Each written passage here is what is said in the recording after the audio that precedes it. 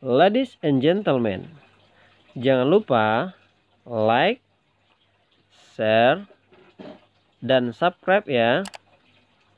Syukron.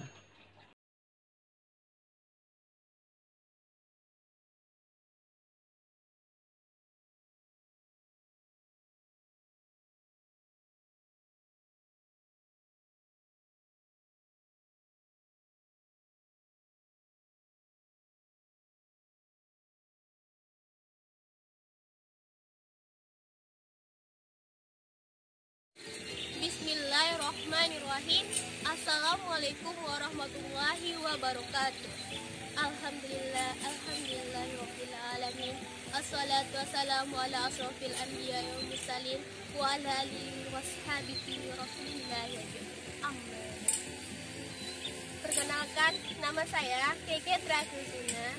Saya salah satu mahasiswa Universitas Islam Negeri Sultan Syarif Qasim Riau, yang pada saat ini saya duduk di semester 5 dengan jurusan ilmu hukum dan dengan NIM 11820725027. Baik, berdirinya saya di sini yaitu untuk menjelaskan sedikit tentang materi kisos, yang mana tugas ini untuk memenuhi ujian tengah semester saya dengan mata kuliah Fikih Jinayah, dosen pembimbing Pak Riki Arnaidi.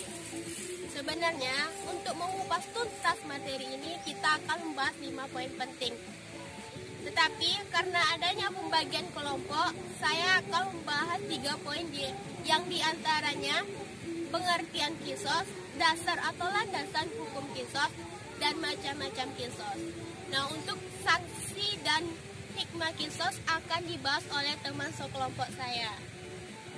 Nah, untuk itu langsung saja kita simak pembahasan materi kisos yang akan saya bahas. Baiklah, langsung saja kita masuk kepada pembahasan yang pertama, yaitu tentang pengertian kisos.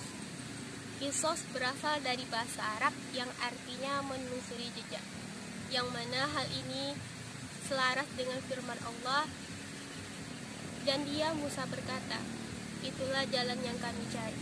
Lalu keduanya kembali menelusuri jejak mereka semua. Quran Surah Al-Kahfi ayat 64. Sedangkan secara terminologi, menurut beberapa para ahli, yaitu pertama, menurut Abdurrahman Idoi, kisos merupakan hukum balas dengan memberikan hukuman yang setimpal pada pembunuhan yang dilakukan. Hukuman bagi si pembunuh sama dengan tindakan yang dilakukannya itu, yaitu nyawanya sendiri direnggut persis seperti dia mencabut nyawa korbannya. Kendati pun demikian, tidak berarti bahwa dia harus dihukum dengan senjata yang sama. Yang kedua, menurut HMK Bakri, kisos merupakan hukum bunuh bagi seseorang yang membunuh dengan secara sengaja dan mempunyai rencana terlebih dahulu. Dengan perkataan yang lebih umum, dinyatakan pembalasan yang serupa dengan pelanggaran. Yang ketiga, menurut Ahmad Hanafi, pengertian kisos agar pembuat jarima dijatuhi hukuman yang setimpal akan perbuatannya. Jadi, dibunuh jika ia membunuh atau dianiaya jika ia menganiaya. Nah, berdasarkan dari pengertian para ahli tersebut, dapat kita simpulkan bahwasanya kisos adalah memberikan perlakuan yang sama kepada terpidana sesuai dengan tindak pidana yang dilakukannya. Selanjutnya yaitu tentang dasar hukum atau landasan hukum kisos. Kisos disyariatkan dalam Al-Quran, As-Sunnah, dan Ijma'. Nah, di antara dalil dari Al-Quran adalah firman Allah dalam Quran Surat Al-Baqarah ayat 178,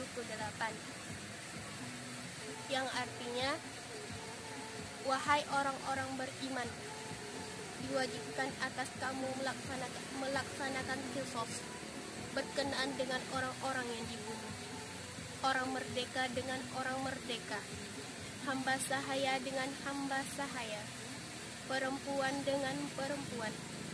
Tetapi barang siapa memperoleh maaf dari saudaranya, hendaklah dia mengikutinya dengan baik dan membayar diyat atau tebusan kepadanya dengan baik pula. Yang demikian itu adalah keringanan dan rahmat dari Tuhan. Barang siapa melampaui batas setelah itu, maka ia akan mendapatkan azab yang sangat pedih. Sedangkan dalil dari As-Sunnah, Abu Hurairah radhiyallahu anhu meriwayatkan dari Rasulullah sallallahu alaihi wasallam bahwa beliau pernah bersabda, siapa saja yang menjadi keluarga korban terbunuh, maka ia mempunyai dua pilihan. Ia bisa memilih diyat atau meminta qisas. Hadis riwayat Al-Jamaah. Untuk diketahui, diyat adalah denda pengganti jiwa yang tidak dilakukan padanya hukuman mati. Nah, setelah kita membahas tentang pengertian dasar hukum, nah selanjutnya kita masuk ke dalam macam-macam qisas. Macam-macam qisas. Qisas termasuk ke dalam jarimah. Seperti halnya jinayah, qisas terbagi dua. Yang pertama, qisas terhadap jiwa. Qisas terhadap jiwa adalah hukum bunuh bagi tindak pidana pembunuhan. Ada beberapa jenis pembunuhan. Yang pertama, pembunuhan dengan sengaja, pembunuhan semi sengaja, pembunuhan karena kesalahan atau kekeliruan. Untuk pembunuhan yang dengan sengaja wajib diqisas.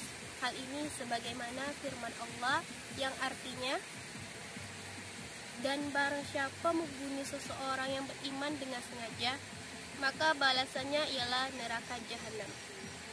Dia kekal di dalamnya, Allah murka kepadanya dan melaknatnya serta menyediakan azab yang besar baginya. Quran Surat An-Nisa ayat 93. Sedangkan macam qisas yang kedua yaitu qisas terhadap selain jiwa. Qisas terhadap selain jiwa yaitu hukum qisas atau tindak pidana melukai, merusak anggota badan atau menghilangkan manfaat anggota badan. Qisas selain jiwa ini terdiri dari qisas terhadap anggota tubuh dan luka-luka. Semua anggota tubuh kita ini ada qisasnya. Hal ini selaras dalam firman Allah dalam Quran Surat Al-Ma'idah ayat 45 yang artinya, kami telah menetapkan bagi mereka di dalamnya Taurat bahwa nyawa dibalas dengan nyawa, mata dengan mata, hidung dengan hidung, telinga dengan telinga, gigi dengan gigi, dan luka-luka pun ada qisasnya atau balasannya yang sama. Barang siapa melepaskan hak qisasnya, maka itu menjadi penebus dosa baginya. Barang siapa tidak memutuskan perkara menurut apa yang diturunkan Allah, maka mereka itulah orang-orang zalim. Itulah penjelasan dari macam-macam qisas. Baik, mungkin hanya sekian yang bisa saya sampaikan tentang materi qisas.